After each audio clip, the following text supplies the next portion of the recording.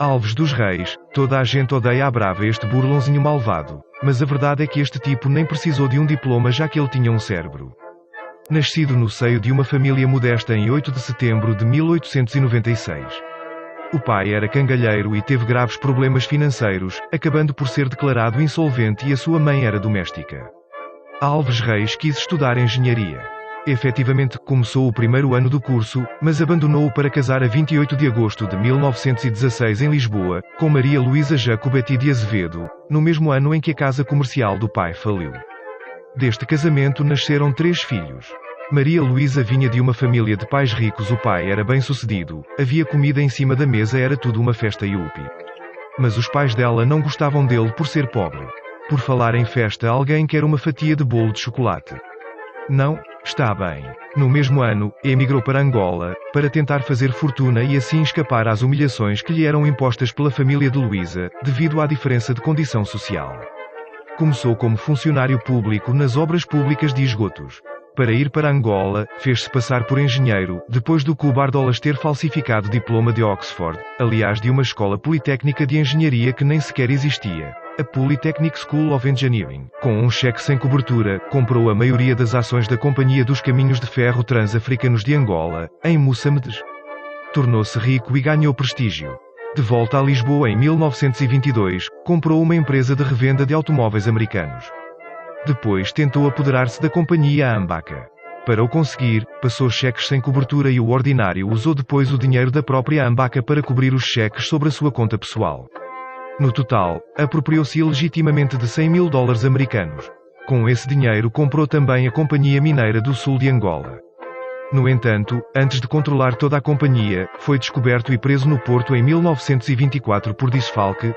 Toma lá que já almoçaste. Foi acusado também de tráfico de armas. Foi durante o tempo da prisão que concebeu o seu plano mais ousado.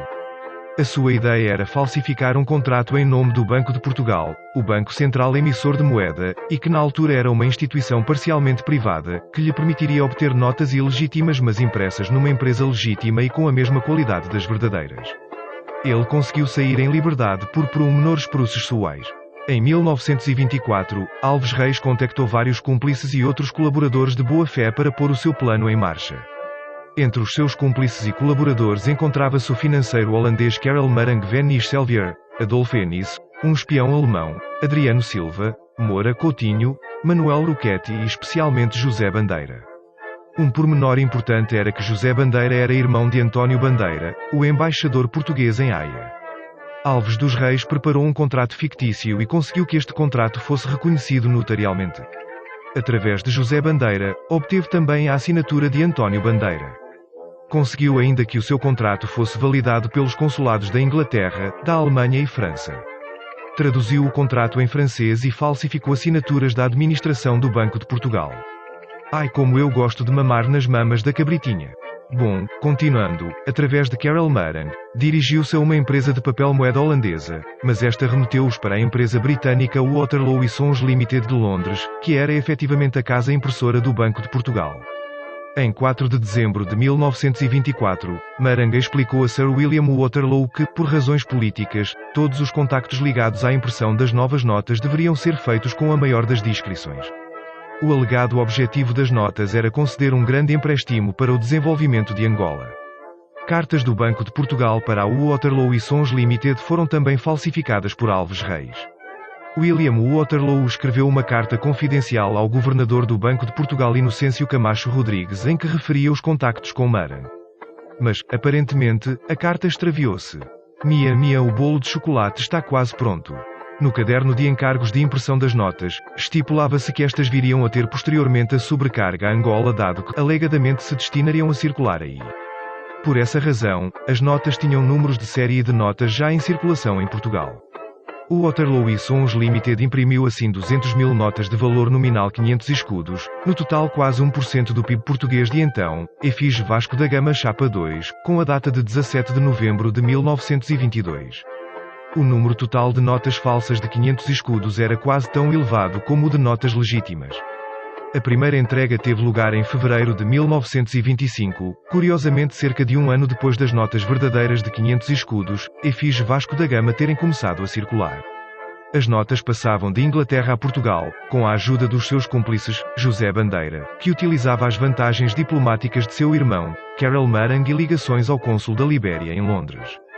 Parece que temos amizade nesta organização de tutós, não é tão lindo Alves Reis, embora o mentor da fraude e o falsificador de todos os documentos, ficava só com 25% das notas. Ainda assim, com esse dinheiro fundou o Banco de Angola e Metrópole em junho de 1925.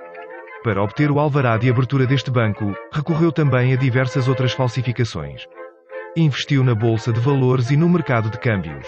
Comprou também o Palácio do Menino de Ouro, atualmente o edifício em Lisboa do British Council, ao milionário Luís Fernandes. Adquiriu 3 quintas e uma frota de táxis. Além disso, gastou uma avultadíssima soma em joias e roupas caras para a sua mulher quando das estadias em Paris no Hotel Claridge, e para a amante de José Bandeira, Fia Carolsen, uma atriz holandesa. Compraram um fantástico hispano-suíça. Tentou também comprar o Diário de Notícias. O objetivo de Alves Reis era afinal comprar ações, e conseguir controlar o próprio Banco de Portugal, de forma a cobrir as falsificações e abafar qualquer investigação. Durante o verão de 1925, diretamente ou através de diversos testa de ferro, comprou 7.000 ações do Banco de Portugal. No final de setembro já tinha 9.000 ações, e no final de novembro 10.000. Mas seriam necessárias 45.000 ações para controlar o Banco Central.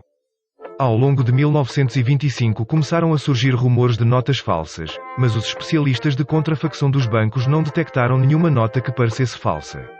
A partir de 23 de novembro de 1925, Alves Reis e os negócios pouco transparentes do Banco de Angola e Metrópole começam a atrair a curiosidade dos jornalistas de O Século, o mais importante diário português de então. O que os jornalistas tentavam perceber era como era possível que o Banco de Angola e Metrópole concedesse empréstimos a taxas de juro baixas, sem precisar de receber depósitos. Inicialmente pensou-se que se tratava de uma tática alemã para perturbar o país e obter vantagens junto da colónia angolana. Bem, o que podemos dizer parece que realmente é verdade que o dinheiro destrói atenções. A burla é publicamente revelada em 5 de dezembro de 1925 nas páginas de O Século. No dia anterior, o Banco de Portugal enviara para o Porto o inspector do Conselho do Comércio Bancário João Teixeira Direito para investigar os vultosos depósitos pelo Banco de Angola e Metrópole em notas de $500 novas na firma cambista Pinto da Cunha. Só a altas horas conseguem detectar uma nota duplicada, com o mesmo número de série, nos cofres da delegação do Porto do Banco Angola e Metrópole. Depois, como são dadas instruções para que as agências bancárias ponham as notas em cofre por ordem de número, para controlar duplicações, muitas mais notas com números repetidos apareceram. O património do Banco de Angola e Metrópole foi confiscado e obtidas provas junto da Waterloo e Sons Limited. A nossa ilustre polícia apanhou o riquinho do Alves dos Reis, foi finalmente julgado em Lisboa no Tribunal de Santa Clara em maio de 1930, e condenado a 20 anos, 8 de prisão e 12 de degredo ou, em alternativa, 25 anos de degredo. Na prisão, converteu-se ao protestantismo. Foi libertado em maio de 1945, já durante a era do Estado Novo e no período final da Segunda Guerra Mundial. A sua mulher, Maria Luísa Jacobetti de Azevedo, falece a 20 de agosto de 1951. Foi-lhe oferecido um emprego de empregado bancário, mas recusou. Mesmo depois da maior fraude da história portuguesa, este falhado burlou em 60.000 escudos, 299,27 euros, um negociante de Lisboa, a quem prometera 6.400 arrobas de café angolano, inexistentes. Há pessoas que nunca aprendem. É a vida. Só que já não cumpre pena, pois desta vez paga inesperadamente este crime com a pena de morte causada por um infarto do miocárdio em 9 de julho de 1955, aos 58 anos, morre sem fortuna.